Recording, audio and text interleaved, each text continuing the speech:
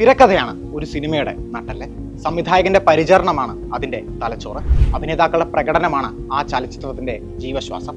Manjummel boys എന്ന block buster ചിത്രത്തിന് ശേഷം ജിത്തു മാധവന്റെ തിരക്കഥയിൽ ചിദംബരം സംവിധാനം ചെയ്ത ബാലൻ കാണികൾക്ക് മുന്നിൽ നട്ടല് നിവർത്തി തലയുയർത്തി ആത്മവിശ്വാസത്തോടെ ജീവവായു ശ്വസിക്കുന്നു.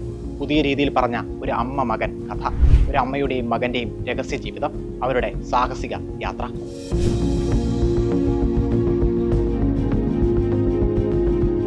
ഊരും പേരുമില്ലാത്ത ഒരു അമ്മയെയും മകനെയുമാണ് ചിദംബരം തന്റെ മൂന്നാം ചിത്രത്തിൽ പിന്തുടരുന്നത്. അവരുടെ ഭൂതകാലം വ്യക്തമാണ്. എന്നാൽ അത് നീട്ടി വലിച്ച് പ്രേക്ഷകരുടെ മുന്നിലേക്ക് എഴുത്തുകാരനും സംവിധായകനും വെക്കുന്നില്ല. വരികൾക്കിടയിൽ എന്ന പോലെ സിനിമയിൽ അതിങ്ങനെ കിടക്കുന്നു. കഥയുടെ ഒഴുക്കിൽ ആ അടര് സ്വാഭാവികമായി നമുക്ക് മുന്നിൽ ചുരുൾ നിവരുന്നു. അമ്മയുടെ കൈപിടിച്ച് അവർ പറഞ്ഞു കൊടുക്കുന്ന കഥയിലെ കഥാപാത്രമായാണ് ബാലൻ നമ്മളിലേക്ക് എത്തുന്നത്.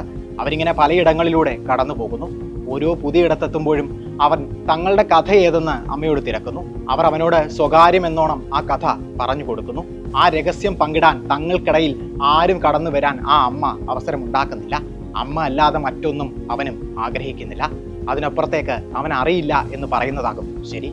പക്ഷേ കഥാവഴിയിൽ അമ്മയുടെ കയ്യെത്തും ദൂരത്ത് നിന്ന് അവൻ അകന്നു പോകുന്നു, അമ്മ പറഞ്ഞു കൊടുക്കാത്ത ഒരു കഥയിലേക്ക്. പക്ഷേ അപ്പോഴും കാത്തിരിക്കണം, അമ്മ വരുമെന്ന ഉറപ്പ് ആ ബാലനിൽ അവശേഷിക്കുന്നുണ്ട്. ആ ഉറപ്പാണ് ഈ സിനിമയുടെ കാതൽ.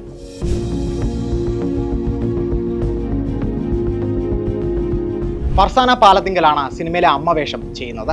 ആദിശേഷൻ KR, മുഹമ്മദ് സിനാൻ എന്നിവർ രണ്ട് വ്യത്യസ്ത പ്രായങ്ങളിൽ ബാലനായി എത്തുന്നു. ഇവരുടെ പ്രകടനം വളരെ മിനിമലാണ്. അവരുടെ കണ്ണുകളിൽ കഥാപാത്രത്തിന്റെ ഉള്ളുലയുന്നത് അറിയാൻ സാധിക്കും. സ്വാഭാവികമായി പെരുമാറുമ്പോൾ തന്നെ അതാര്യമായി നിൽക്കുകയാണ് സ്ക്രീനിൽ അവർ. ഷൈജു ഖാലിദ് വെച്ച ഫ്രെയിമുകളിൽ ദുരൂഹത നിറയ്ക്കുന്നത് ഫർസാനയുടെ മുഖമാണ്. ആദിശേഷന്റെ നിഷ്കളങ്കതയാണ്.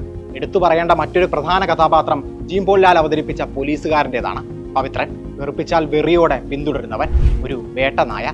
ഇങ്ങനെ ചെറുതും വലുതുമായ വേഷങ്ങളിൽ ചിത്രത്തിൽ വന്നുപോയവരെല്ലാം ഒരു നഴ്സറി റൈമിൽ എന്ന പോലെ പ്രാസത്തിനൊപ്പിച്ച് ചിദംബരം നയിച്ച വഴിയെ നടക്കുന്നു.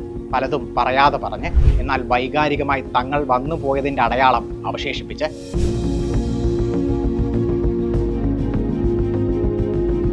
ഈ സിനിമയ്ക്കൊരു താളമുണ്ട്.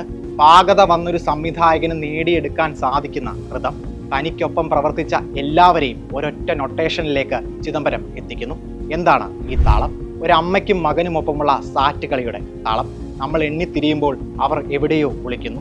കാറ്റുപോലെയോ കാറ് പോലെയോ എങ്ങോട്ടോ പോകുന്നു. അപ്പോൾ നമ്മുടെ ഹൃദയം ഇങ്ങനെ ഇടിക്കില്ലേ? ആ ബീറ്റ് ഈ സിനിമയിലുണ്ട്. സുഷിൻ ശ്യാം എന്ന സംഗീത സംവിധായകൻ ആ ഒളിച്ചു കളിക്കാണ് ഇവിടെ സംഗീതം നൽകിയിരിക്കുന്നത്. അൻവർ അലിയുടെ വരികൾ ഈ കളിയെ, കഥയെ വാക്കുകളിൽ കുറുക്കുന്നു. കുട്ടിത്തം ചോരാതെ. താക്കോൽ തിരഞ്ഞിറങ്ങുന്ന തവളയിൽ ബാലനുണ്ട്. എങ്ങോട്ടാ എന്ന പാട്ടിൽ അവന്റെ അമ്മയ്ക്കൊപ്പമുള്ള യാത്രയും. ചിദംബരത്തിന്റെ മാസ്റ്റർ പീസാണ് ബാലൻ എന്ന് പറയാൻ തോന്നിയേക്കാം. പക്ഷേ ആ തോന്നലിനെ സകല കരുത്തുമെടുത്ത് ചെറുക്കണം. സ്വാർത്ഥനായ ഒരു സിനിമാ പ്രേമിയെ പോലെ. അയാളുടെ മാസ്റ്റർ പീസ് വരാൻ പോകുന്നതേ ഉള്ളൂ. ഇതിലും മികച്ചത് പ്രതീക്ഷിക്കാനുള്ള ആത്മവിശ്വാസം ഈ ചിത്രം നൽകുന്നുണ്ട്. ചിദംബരത്തിൽ നിന്ന് മാത്രമല്ല, എല്ലാ നല്ല സിനിമകളെയും പോലെ ഈ ചിത്രം കാണികളെയും പ്രചോദിപ്പിക്കുകയാണ്.